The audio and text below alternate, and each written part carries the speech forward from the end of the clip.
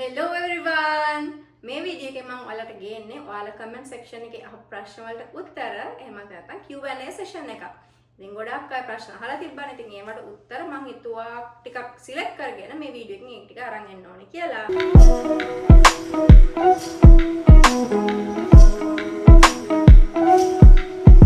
මේ වීඩියෝ එක පටන් ගන්න කලින් මම ඔයාලට ගොඩාක් thank you කියලා කියන්න ඕනේ. මොකද මගේ Happy Vibs YouTube channel එක මාසයක් වගේ කාලයක 2k subscribers ලා ගන්න පුළුවන් වුණා. ඉතින් ඔයාලට ගොඩාක් thank you. ඒ වගේ අඩු කාලෙකින් මට එච්චර ආදරයක් දුන්නට මගේ videos බලපු, මාව subscribe කරපු, ඒ වගේම ඉස්සරහට subscribe කරගෙන ඉන්න ඔයාලට ගොඩාක් thank you.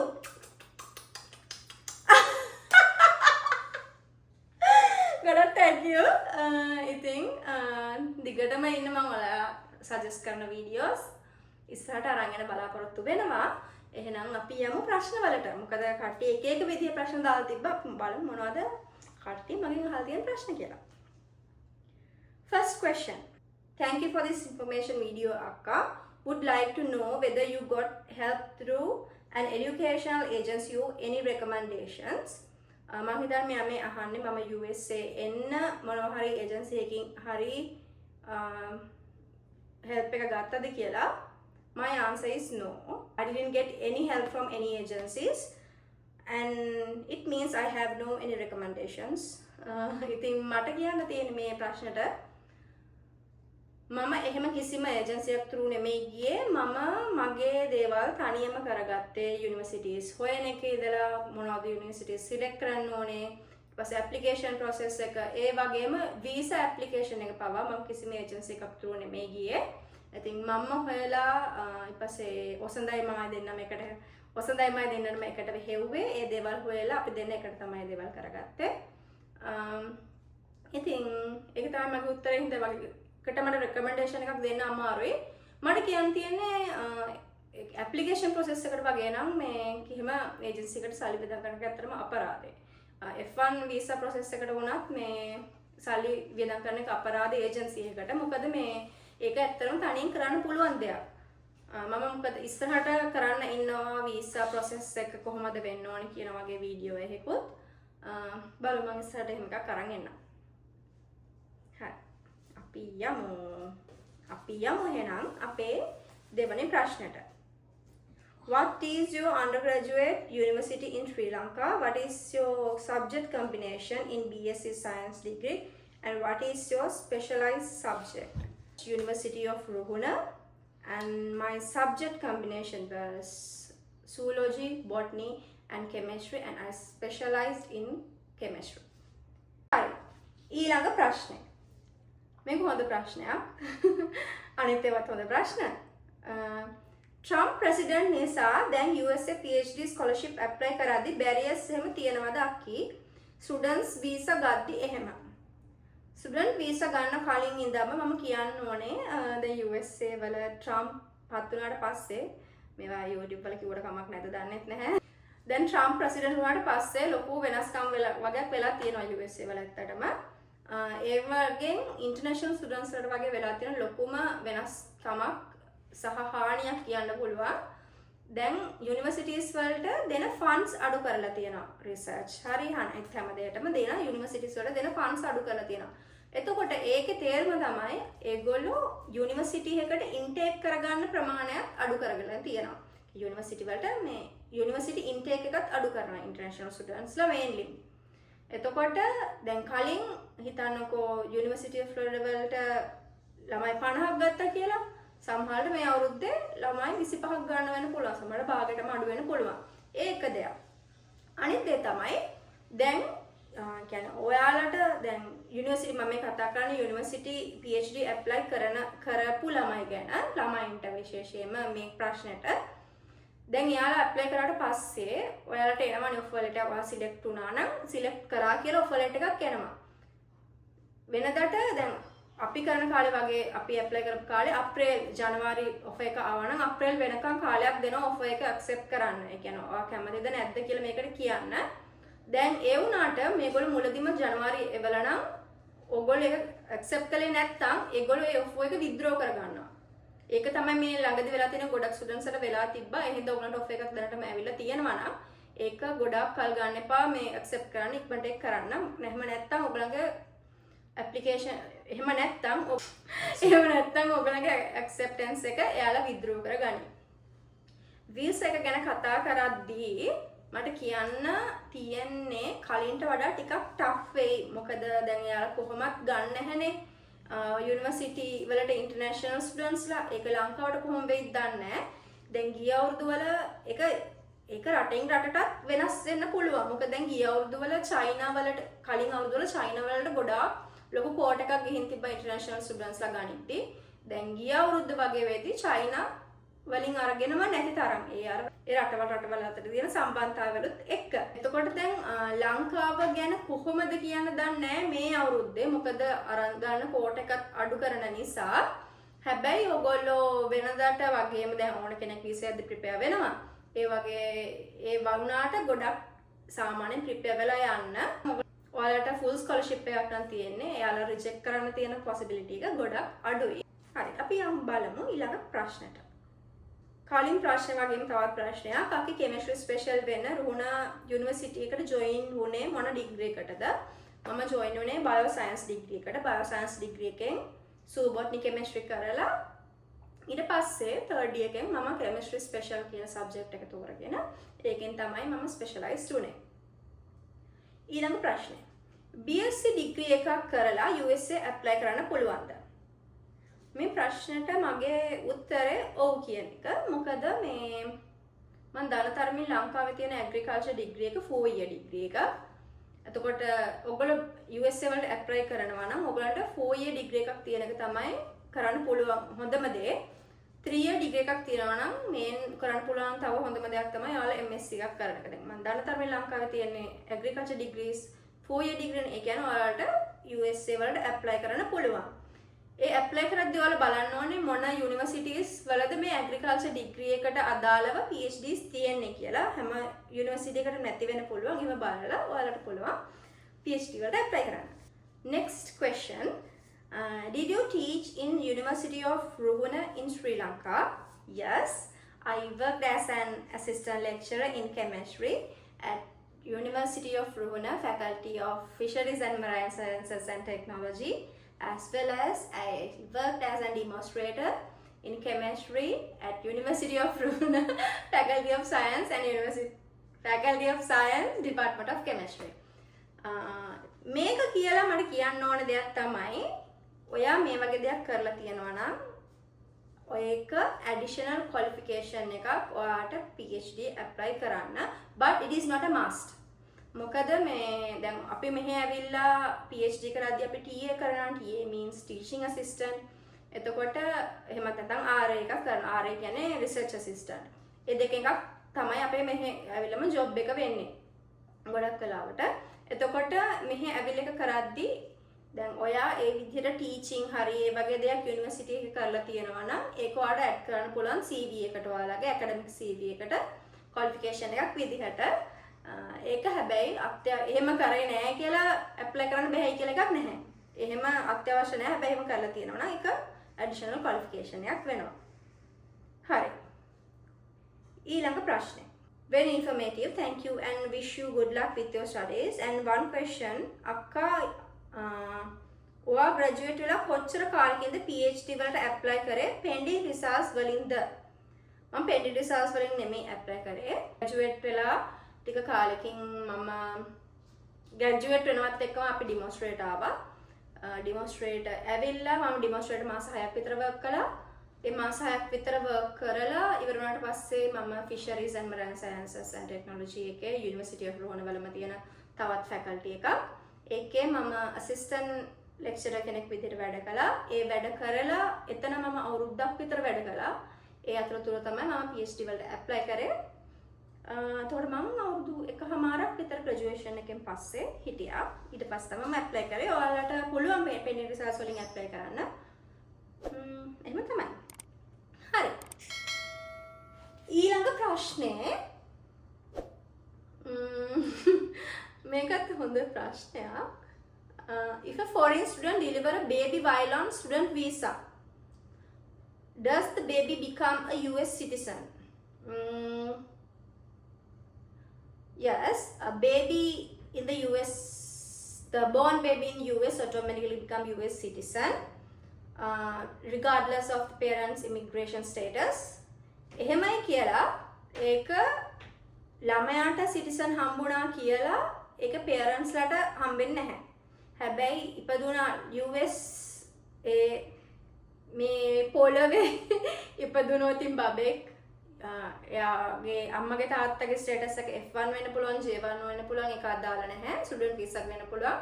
බබාට සිටිසන් හම්බෙනවා. හැබැයි බබා සිටිසන් වුණා කියලා අම්මට තාත්තට සිටිසන් දෙන්නේ නැහැ. ඒක තමයි ඒකට උත්තරේ. එයා ඒකට තව දෙයක් කියන්න ඕන මම. දැන් අපේ ජනාධිපති විදිහට රටේ ට්‍රම්ප්ත් වුණානේ. ඉතින් දැන් මෙයා කරන්න හදන්නේ මේක නැති කරන්න හදන. කියන්නේ මේ බෝන් රයිට් එක නැති කරන්න හදන එක. ඒ කියන්නේ බෝන් රයිට් එක එන්න නම් අම්මා තාත්තා අනිවාර්යෙන් USA සිටිසන්ෂිප් එක තියෙන්න ඕනේ. ඒ කියන්නේ අම්මා තාත්තා USA සිටිසන්ෂිප් එක තියෙන්න ඕනේ කියන තැන තමයි ට්‍රම්ප් ඉන්නේ. ඒක තාම ස්ථිර නැහැ. ඒ හින්දා ඒක වෙනවද නැද්ද කියලා තාම හිතන්න අමාරු. ඒක වුණේ නැත්තම් හොඳයි. හරි, ඒක තමයි ඒකට උත්තරේ. තාම එහෙම තමයි. කියන්නේ තාම බබෙක් හම්බුනොත් එයා US citizen. හරි. ඊළඟ ප්‍රශ්නය. Could we apply MSc program with our partner? Yes. ඔයාලට ඇප්ලයි කරන්න පුළුවන් ඔයාගේ පාර්ට්නර්ත් එක්ක ඩිපෙන්ඩ්. ඒ කියන්නේ ඔයා USA F1 වීසා ඇප්ලයි කරලා ඔයාගේ පාර්ට්නර් ඩිපෙන්ඩන්ට් වීසා. මේකෙදී මම දෙයක් කියන්න ඕනේ. ඔයා ඩිපෙන්ඩන්ට් වීසා ඔයාගේ පාර්ට්නර් ඩිපෙන්ඩන්ට් වීසා එක්කන් ආවොතින් එයාට මෙහෙ වර්ක් කරන්න බෑ. වර්ක් පර්මිට් එකක් නැහැ. ඒ වගේම මෙහෙ ස්ටුඩන්ට් වීසා වලට වර්ක් පර්මිට් එකක් නැහැ. වර්ක් කරන්න බෑ. දැන් අපි මේ TA එකක් හරි R එකක් නේ හරි මෙහෙම කරන්නේ. එතකොට අපිට යුනිවර්සිටි එකෙන් පේ කරනවා. ඊට අමතරව අපිට මෙහි කියන්නේ part time jobs, freelancing ඒවා කිසිම දෙයක් legally කරන්න බෑ. එතකොට තමන්ගේ ඩිපෙන්ඩන්ට්ත් එහෙමයි. දැන් ඔයාලට හදිස්සියේ හරි ඔයාලට පාර්ට්නර් එක්කන් එන්න ඕනේ නම් work visa එකක් එක්ක ඔයා F1 visa එන්නේ නැතුව ඔයාලට apply කරන්න පුළුවන් J1 කියන visa එක type එක. J1 එතකොට ඔයාගේ husband J2 visa type එක. හැබැයි ඒ දෙකේ differences තියෙනවා. F1 and J1 ගනිද්දී දැන් F1 එක අවුරුදු 5කට වදිනවා. J1 visa එක ඉච්චර අවුරුදු ගන්නට වදින්නේ නැහැ. ඔයාලට ඒක extend කරගන්න යන්න වෙනවා. ඒ වගේ තව වෙනස්කම් තියෙනවා. ඔයාලට තවත් මේ J1 and F1 visa ගැන ටිකක් search කරලා පොඩක් හොයන්න. ඔව් ඒක තමයි මට කියන්න තියෙන එකට. ඊළඟට තියෙනවා දිග ප්‍රශ්නයක්. බලමු කියවලා. full scholarship එකට යුනිවර්සිටි එකෙන් වලින්ුත් එහෙම මොනවද ලැබෙන දේවල්? සාමාන්‍යයෙන් ඔයාලට ඉගෙන ගන්න ගමන් මාසෙකට ඩොලර් කීයක් වගේ දෙනවද? accommodation කොහොමද හොයාගන්න ඕනේද? අනිත් පහසුකම් වීසා අමතර වාසි මොනවද? ස්ටුඩන්ට්ස්ලාට අමතර බිස්නස් එකක් වගේ කරන්න බැරිද? තමන්ගේ පවුල කෙනෙක් ගෙන ගන්න පුළුවන්ද? වියදම් කොහොමද? මේ කරුණු තමයි දැනගන්න ඕනේ. වීඩියෝ එකක් මේ සම්බන්ධව කරන්න පුළුවන් නම් වටිනවා. යුනිවර්සිටි අන්ඩර්ග්‍රැජුවේට් ස්ටුඩන්ට් කෙනෙක් විදිහට මේන් ටිකට ප්ලීස් උත්තර දෙන්න. හරි, මම දැන් මේ උත්තර දෙන්න තමයි හදන්නේ. හරි. full scholarship එකට පළවෙනි ප්‍රශ්නේ තමයි යාගේ full scholarship එකට යුනිවර්සිටි එකෙන් USA වලින් එහෙම ලැබෙන දේවල් මොනවද? දැන් full scholarship එක කියලා කිව්වම අපිට tuition fee එකක් නැහැ. ඒවා ඔක්කොම යාලා waive කරලා දෙන්න. අපි අපේ tuition වලට pay කරන්න ඕනේ නැහැ. ඒක තමයි ලැබෙන ප්‍රධානතම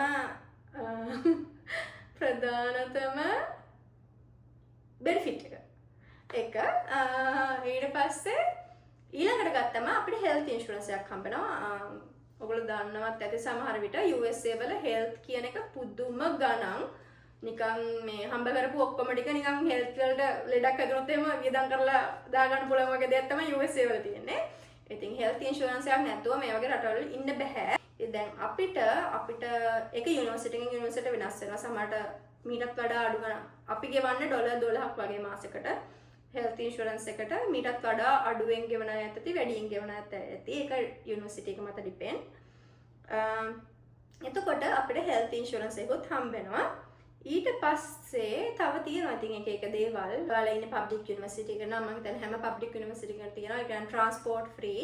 අපි බස් වල යද්දී සල්ලි ගෙවන්නේ නැහැ. අපේ student ID එක පෙන්නුවාම අපිට බස් එකේ නිකන් එමේ යන්න පුළුවන් මෙහෙ.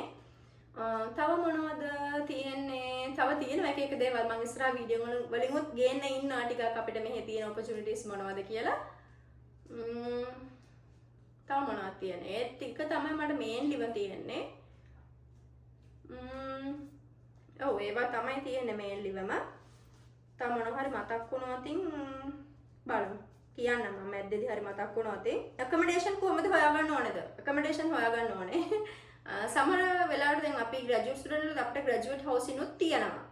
graduate housing වලට අපි apply කරලා තියෙන්නේ. ඒක අපි දැන් මෙහෙම off campus නේ off campus වලට graduate housing on campus ඒවා ගාන අඩුයි. අපි ඒවට apply කරලා තියෙනවා. දැන් අපේ university එකකටම queue එකක් තියෙනවා. එහෙනම් queue එකක් නැතුව ගොඩක් අයට දෙන කියන්නේ ආපු ගමම හම්බෙන යුනිවර්සිටිස් උත් තියෙනවා graduate housing. දැන් අපි එන්න කලින් අපි ඉන්න තැන accommodation අපි කොහෙද ඉන්නේ ඒවට pay කරලා තැන් බලලා online ඒවත් එක්ක කතා කරලා virtual tours අරගෙන දේවල් ඊට පස්සේ advance payment එකක් කරලා ඒව හැම දෙයක්ම ready කරගෙන තමයි අපි USA එද්දී ආවේ. ඒ කියන්නේ ඉතින් accommodation ready කරගෙන තමයි එන්න ඕනේ. ඊට පස්සේ යාගේ ඊළඟ ප්‍රශ්න තමයි students ලට අමතර business එකක් වගේ කරන්න බැරිද? කරන්න බෑ. කරන්න බෑ මම කලින්වත් කිව්වා වගේ මෙහි මේ student visa F1 visa එකට එනවා නම් work permit එක නැහැ. ඒ work කරන්න බෑ කියන එක ඇතුළට business freelancing ඊට පස්සේ නිකන් අපි කරන මොකද්ද part time jobs ඒවත් බෑ. වියදම් කොහොමද? වියදම් සැරයි. වියදම් සැරයි. මට මේකට දෙන්න තියෙන්නේ මම ලංකාවෙන් ආපු ගමම දැන් ලංකාවේ අපි මේ බිත්තරයක් ගන්න නෑ උදාහරණයක් විදිහට බිත්තරයක් 60ට වගේ උපරිම 60ට ගත්තා කියමුකෝ. දැන් මෙහෙ ඇවිල්ලා මම ආපුම කාලේ කන්වර්ට් කරා. හොඳේ රුපියල් 300ක් නම් ඩොලර් එක. එහෙනම් මේකක් කීයද දැන්? එතකොට මම මෙහෙ ගන්නවා ඩොලර් බිත්තරය රුපියල් 300ට විතරයි. ඒ මෙහෙම කන්වර්ට් කරනවා. දැන් ගොටුකොල එකක්. ගොටුකොල එකක් එහෙම ගොටුකොල නෑ ගන්න මෙහෙ. ගොටුකොල එකක් දැන් කම්කුම් එකක් දැක්ක කියමුකෝ. කම්කුම් එකක් දැක්ක දැන් ලංකාවේ නිකන් ඉස්සර රුපියල් 10ට ගන්න තිබ්බා. දැන් දැන් රුපියල් 100ක් කියමුකෝ කම්කුම් පිටිය. දැන් මෙහෙ ඇවිල්ලා බලද්දී රුපියල් 1500ක් විතර කම්කුම් පිටිය. මට ඉතින් මුල් කාලේ සෑහෙනම දැනුණ වියදම් කියන එක නා. මුල් කාලේ ඉතින් තාමත් මුල තමයි. මේ හින්ද මට හිතන වියදම් ටිකක් වැඩි නැත්තේ නැහැ. එතකොට අපිට හම්බෙන ගානත් එක්ක ඕකේ කියන්න පුළුවන්. ඒ කියන්නේ මෙහෙමයි. ඉතුරු කරගන්න පුළුවන්. ඉතුරු කරගන්න බැරි නැහැ. ඔව් දැන් අපිට දැන් මෙහෙම වියදම් කියන එකෙන් මම මීන් කරන්නේ දැන් අපිට වියදම් විදිහට යනවා නම් දැන් අපි housing වලට ගෙවන්න ඕනේ. ඒ කියන්නේ accommodation off campus එකත් on campus එකත් housing වලට ගෙවන්න ඕනේ. ඊට පස්සේ අපිට transport වලට වියදමක් නැහැ.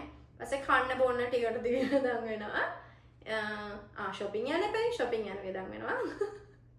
shopping යන්න දින නම් වියදම් නොකර ඉන්න බලන්න shopping යනවානේ. එතකොට ඒවට වියදම් වෙනවා. ඒවට තමයි ඉතින් වියදම් වෙන්නේ. ඉතින් ඊටු ටික වෙන දෙයක් නැහැ වියදම් වෙන්න. ඊට පස්සේ තමන්ගේ පවුල කෙනෙක් ගෙන ගන්න පුළුවන්ද? ඔව් ගෙන ගන්න පුළුවන්. එහෙම ගෙන ගන්න අය ඉන්නවා. දැන් මාත් තියෙන කවදා හරි ගෙන ගන්නවා කියලා. එතකොට visiting visa apply කරන්න ඕනේ. visiting visa apply කරලා මුලින්ම මාස 6කට තමයි ගන්න පුළුවන්. එතකොට මාසෙන් 6න් 6ට visiting visa apply කරලා ඔයාගේ පවුල කෙනෙක් ඔයාලට US ගෙන ගන්න පුළුවන්. හරි. ඊළඟ ප්‍රශ්නේ. අක්කි ස්කෝලර්ෂිප් එකකින්ද ආවේ. අක්කි මාත් මගේ ආෆ්ටර් ඩිග්‍රී එකෙන් එන්න හිතන් ඉන්නේ. අක්කි ආපු විදිහ ගැන වීඩියෝ එකක් කරන්නකෝ. මම එක වීඩියෝ එකක් කරලා තියෙනවා. කොහොමද මම USA ආවේ, කොහොමද මම ඇප්ලයි කරේ කියන දේවල් ගැන. තාම ඔයාලා ඒ වීඩියෝ එක බලලා නැත්නම් මගේ YouTube channel එකට ගිහිල්ලා ඒ වීඩියෝ එක තියෙනවා. මට මතක ඉතින් මම තුන්වෙනියට කළේ වීඩියෝ එක. ඒ වීඩියෝ එක බලලා මම ඒකේ හැම දෙයක්ම in detail කියලා තියෙනවා. තව ප්‍රශ්නයක් තියෙනවා ඒ වගේම එක. අක්කි මෙහෙ ඉඳලා ඔහෙට ගියේ විදිහ ගැන වීඩියෝ එකක් කරන්නකෝ. මොනවද මේ බැචලර්ස් වලට කළේ? ක්ලාස් එකක් තියෙනවද? ඕ ඒ වගේ දේවල් මේ යුනිවර්සිටි එකේ ස්වාගත විදිහ මට අර කලින් දීපු උත්තරෙමයි තියෙන්නේ. තවත් තියෙනවා වගේ ප්‍රශ්නයක්. අක්කේ කොහොමද ඇමරිකාවේ ආවේ? අක්කිගේ channel එකට මම අලුත් ලස්සන වීඩියෝස් තියෙනවා. අක්කේ කොහොමද USA ආවේ? and how did you go US? Yeah. ඉතින් මේ ප්‍රශ්න ඔක්කොටම උත්තරේ මම දීලා තියෙනවා මගේ වෙනම YouTube වීඩියෝ එකකින්. ඉතින් ආපහු මට කියන්න තියෙන්නේ ඒ YouTube වීඩියෝ එකට ගිහිල්ලා ඒක බලන්න. මේ ප්‍රශ්න ඔක්කොටම උත්තරේ ඒකේ තියෙනවා. හැමදේම apply කරන්න එකේ ඉඳලා කොහොමද apply කරන්න ඕනේ, කොහොමද ඔයාලා එකට ready වෙන්න ඕනේ, මොනවද වගාව තියෙන්න ඕනේ, universities කොහොමද හොයාගන්නේ, ඒ හැමදේම මේ වීඩියෝ එකේ තියෙනවා. ඉතින් මේ වීඩියෝ එකත් ගිහලා බලන්න. ඒ වීඩියෝ එකත් බලලා තව ප්‍රශ්න තියෙනවා නම් ඒකට කමෙන්ට් කරන්න. එතකොට මට තව වීඩියෝ එකකින් ඒ ප්‍රශ්න වලට උත්තර අපව අරන් එන්න පුළුවන්. හරි. ඊට පස්සේ PhD එක කරන්නේ chemistry වලින්ද ශ්‍රී ලංකන් යුනිවර්සිටි එක මොකක්ද? මම කරන්නේ chemistry වලින් තමයි. ශ්‍රී ලංකන් යුනිවර්සිටි එක තමයි University of Ruhuna. Ruhuna විශ්වවිද්‍යාලය. හරි. Okay, I'm also from Ruhuna. You got the opportunity for the PhD via scholarship. Yes. Okay, PhD එකට යද්දී වයස කීයක් වගේද?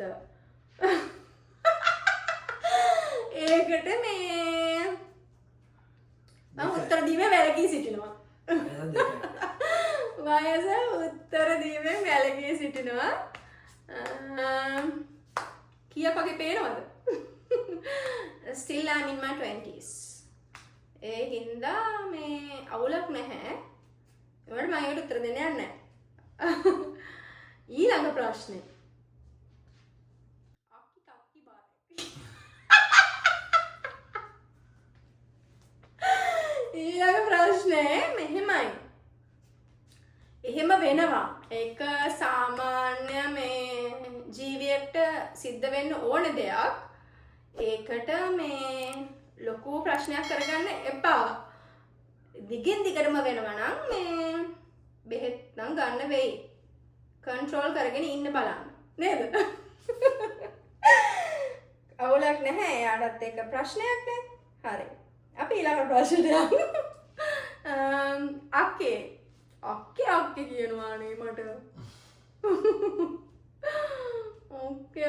එතකොට මම නිකන් වැඩි මල් වගේ ගොඩක්. අක්කේ. මැත්ස් කරපු අයට කැම්පස් ඇවිල්ලා කෙමිස්ට්‍රි කරන්න පුළුවන්ද? මම තාම A level ආසම සබ්ජෙක්ට් එක කෙමිස්ට්‍රි. ඔව්. මැත්ස් කරපු අයට කෙමිස්ට්‍රි වලින් PhD එකට එන්න වගේ නම් වාට ඕනේ. හරි. කෙමිස්ට්‍රි කරන්න නම් ඕනේ. ඔයා එන්න ඕනේ ෆිසිකල් සයන්ස් ඩිග්‍රී එකට. ෆිසිකල් සයන්ස් ඩිග්‍රී ඇවිල්ලා ඔයාට as a subject chemistry select කරගන්න පුළුවන්.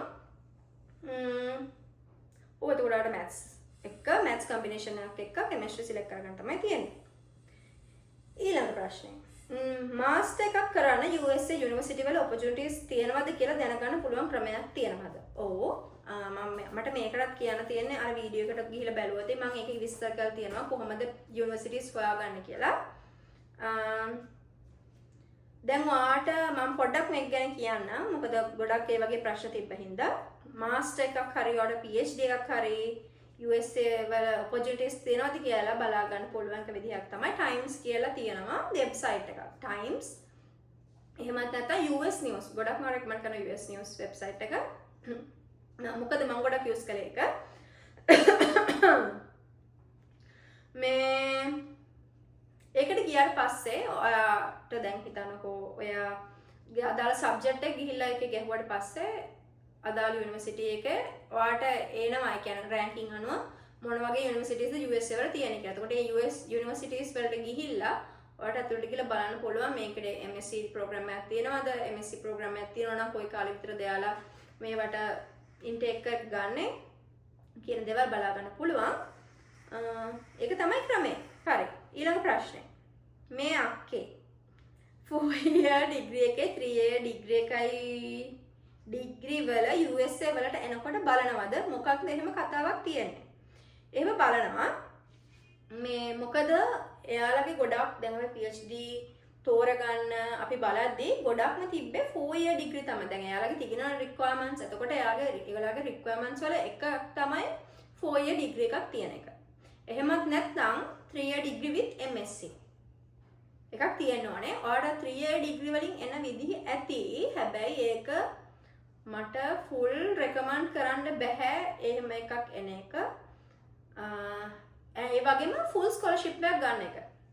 දැන් ඔයාලට පේ කරන්න පුළුවන් විදි නම් ඇති අනිවාර්යෙන්ම. ඇති නෙමෙයි අනිවාර්යෙන් තියෙනවා. ඉතින් ඔයාලා ෆුල් ස්කෝලර්ෂිප් එකකට නම් ඉන්නේ බලන් ඉන්නේ. 4 year degree එකක් තියෙන එක තමයි හොඳ. එහෙම නැත්නම් 3 year degree plus MSc. හරි. අක්කේ ලංකාවේ මොන කැම්පස් එකේද බැචලර්ස් එක රීඩ් කළේ? මම මේකට උත්තරය දුන්න කලින් University of Ruhuna Department of Chemistry තමයි මම කළේ chemistry degree එකක්. Can I apply for PhD with MSc on biology degree and 2.9 GPA? Yes. My answer is yes. GPA is just only one requirement. මෙහෙමනේ දැන් මම අර කලින් කිව්වා වගේ USA universities වල requirements තියෙනවා එක. GPA එක කියන්නේ එකක්. ඊට පස්සේ 4 year degree කියන්නේ එක තව requirement එක. IELTS කියන්නේ තව එකක්. ඔහොම recommendations හොඳ recommendations කියන්නේ තව එකක්. requirement එකක්. එමෙම තියෙනවා. ඒතකොට GPA එක කියලා කියන්නේ 2.9. හරි. GPA එක කියලා කියන්නේ එක requirement එකක්. එහෙමයි කියලා මම කියන්නේ නැහැ. GPA එකක් ඕන් නැහැ කියලා.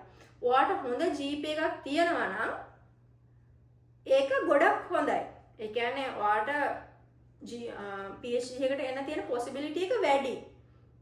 select වෙන්න තියෙන possibility එක වැඩි. එහෙමයි කියලා ඔයාට GPA එකක් class එකක් නැත්තම් එහෙමත් නැත්තම් class එකක් නැත්තම් ඔයාට apply කරන්න බෑ. ඔයාව කවදාකවත් PhD එකට select වෙන්නේ නැහැ කියලා දෙයක් නැහැ. ඔයා ඉතුරු requirements ටික හොඳට කරගත්තොත් IELTS වලට හරි TOEFL වලට good score එකක්, good recommendation, හොඳ research background එකක්. ඒ දේවල් ටික ඔයා මේ අඩු GPA එකක් එක්ක ඉතුරු ටික හදාගත්තොත් ඔයාට possibility එකක් තියෙනවා PhD එකට select වෙන්න. හැබැයි මම මේකට උත්තරේ විදිහට ඔව් කිව්වට දැන් මම මේ channel එක මගේ university students ලත් බලනවා. ඒ වගේම degree උරචත් බලනවානේ.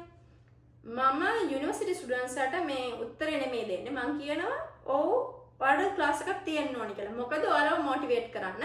කොයි වෙලාවෙත් දැන් මගේ උත්තරේ මේක කියලා හිතලා ඔයාලා හිතන්න එපා. එහෙනම් මේ පාඩම් කරන්න ඕනේ. මේ ඉතුරු ටිකෙන් මේ යනවා මේ පාඩම් කරන්න ඕනේ. එහෙනම් ක්ලාස් යනක PhD එකට USA යන්න පුළුවන් නේ. එහෙම නෙමෙයි. ඔයා ඒක කොයි වෙලාවක අනිවාර්යෙන් ක්ලාස් එකක් කියන එක ඔළුවේ තියාගන්න.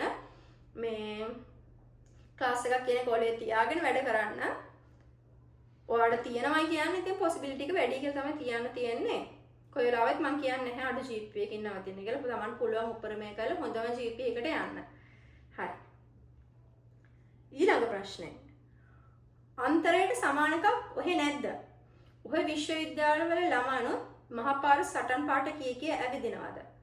ළමයි දේශපාලනය කරනවද? මෙහි දේශපාලනය කරන ළමයිට ඔයා දෙන උපදේශය මොකක්ද?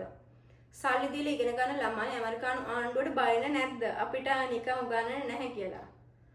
මෙහෙනම් ආණ්ඩුවෙන් නිකන් ඉගෙනගෙන ගමන් ආණ්ඩුවට බයින අය ඉන්නේ.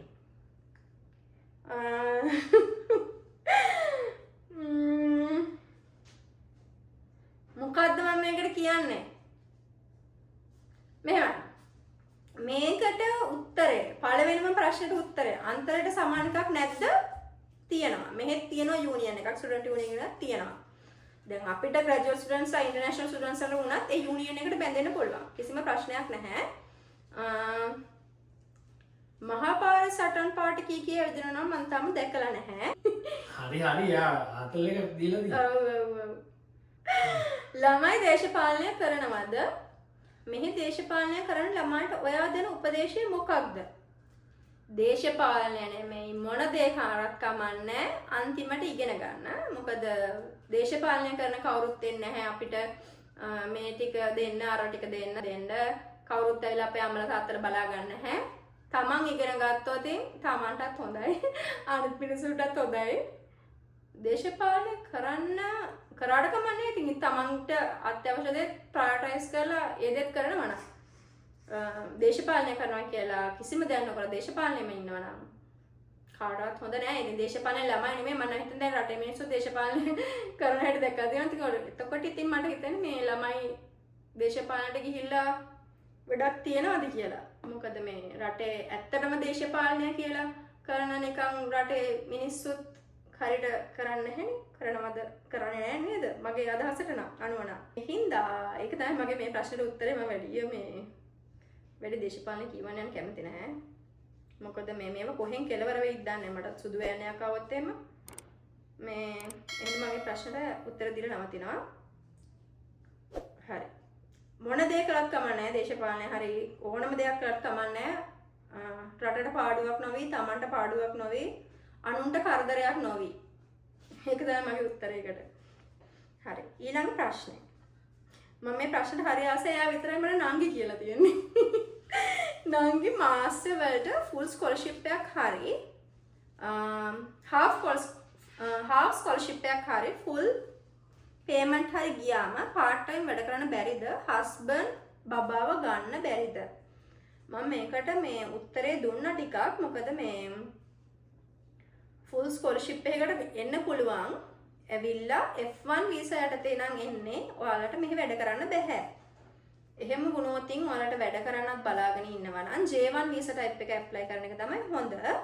ඒකේ තියෙන වෙනස්කම් මේ ටික පොඩක් බලලා ඒවට ඇප්ලයි කරන්න F1 ඔයාලට වැඩ කරන්න ඕනේ නම් ඊට පස්සේ හස්බන්ඩ් බබාව ගන්න බැරිද?